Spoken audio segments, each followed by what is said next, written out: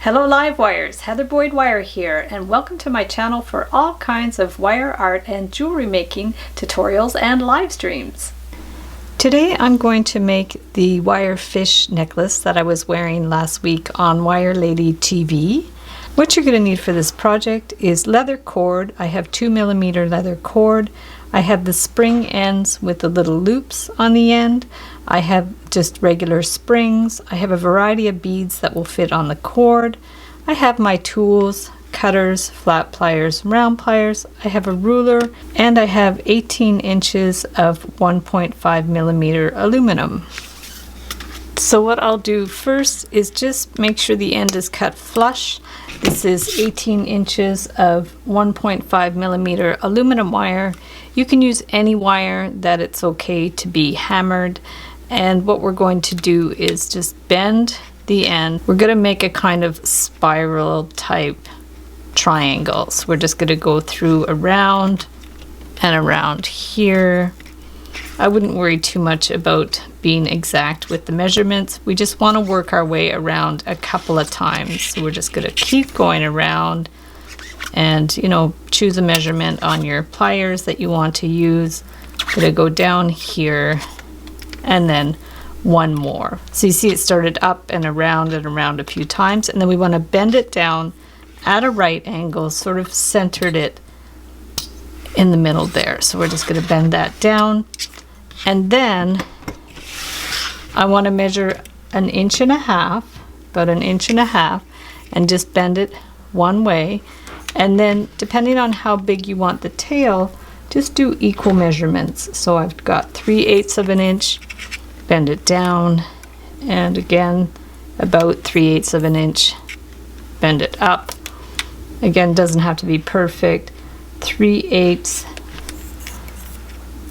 up and 3/8 down, and then the same. We're just going to do the other side, measure it, and here again, and another one, 3/8 of an inch.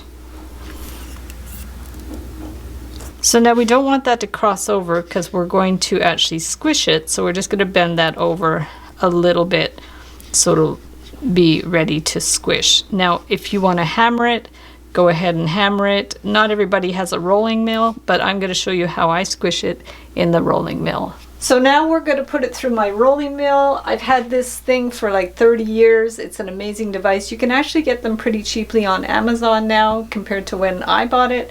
So I have my piece here, and we're going to put it in the rolling mill. I'm going to put this right in there, and I'm going to roll it through. Just roll it right through, guide it through so it goes right through the machine, all the way through, and it comes out the other end, and it's flat.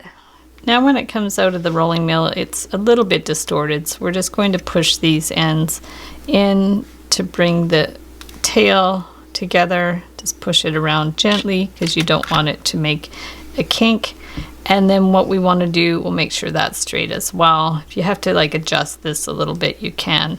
And then we want to roll it up along the backbone. So we're going to bring it over and like that. And you want to make sure this stays flat there. So now we'll take the round nose pliers and work our way up. So just put it right in there and then bend it across and adjust it as you go and flip it.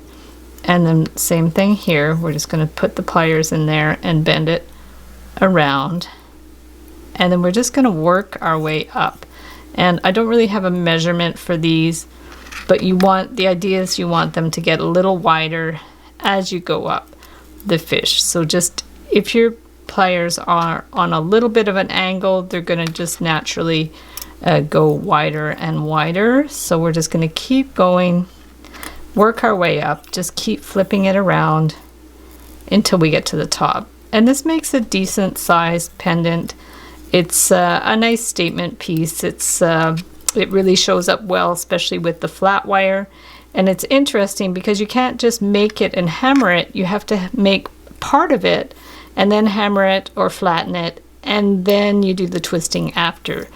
Otherwise, if you have overlapping pieces that you want to hammer, it doesn't work. It'll snap. So this is a really interesting design solution to make flat wire things with a little bit more dimension to them. So we're just going to go that way, and then we'll just bring this one around here, and then we're just going to work our way back. So we're just going to bring this one back, and you want enough wire that you could twist this around the top. So we're just going to make sure we have enough that we can twist around, and then you can take your pliers and just bring it around here. Push it down if you have to, just to close it up, and then we're just going to bring this right down, and then you can give it a little bit of a clip, and then you're going to push it down with your flat pliers. So we're just going to push it down like that. So 18 inches of wire is just barely enough, but that's okay. You can cut the wire longer if you're not sure. And then the pendant is pretty well done, and now it just has to go on the cord. So we'll take a jump ring and just put it on the fish so we can attach it to the leather cord. You can put it on any kind of cord that you like. This is my preferred way to do an adjustable cord. You take a 26-inch piece of the 2mm leather cord, and we're just going to string it right on there, and then we can put on our beads. So I like to start with some smaller beads. We'll just stick these ones on, and then I'm going to put a couple of these glass beads on there. Then I'll put these crow beads on there, and then we can put these funky silver beads. These ones are really pretty. I don't have a lot of large hole beads, but you can certainly find some beautiful ones that will fit on the leather cord. And once you have all your beads, just put your springs on there. That's going to help hold the beads in place. I'll pinch them in place in a minute, but for now I'm going to show you how to do my little hack for the adjustable cord. I have other videos explaining this as well. So you take the spring end with the loop and just put it on the cord, and then you take the other one and stick it in. Now you could put a dab of crazy glue or the E6000 if you want to be extra sure. Otherwise you can just give it a little pinch to hold it in place, and that will secure it onto the leather cord. And then you take it from the middle and pull your ends out again so they're not twisted. And then you're going to stick this end through that loop, and then grab this other spring that's loose and put this one into there. That's my favorite hack to make an adjustable necklace, instead of doing the little knots that a lot of people like to do to make the adjustable cords. So we're just going to pinch this around.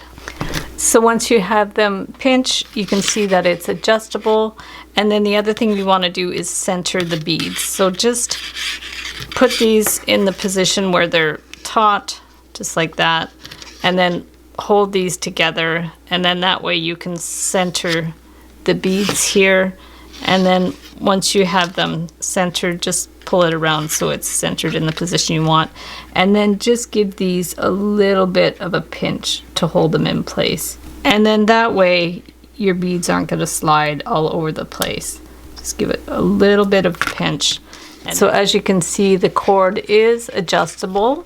You just push these springs in and out, and there you have your beautiful flat fish necklace. So thanks so much for watching the video. Give it a big thumbs up if you liked it. Be sure to subscribe to my channel for lots more wire art and jewelry making videos. Hit the notification bell to be notified when I go live and when I post new videos. And if you'd like to share photos of your wire art and jewelry, be sure to join the Wire Makers Club on Facebook. And if you'd like to check out my work on Etsy, my husband and I specialize in custom wedding cake toppers and funky jewelry. I also have a mailing list, so if you'd like to sign up below, I'll send you my Wire Art Essentials ebook. So thanks again for watching, and we'll see you the next time.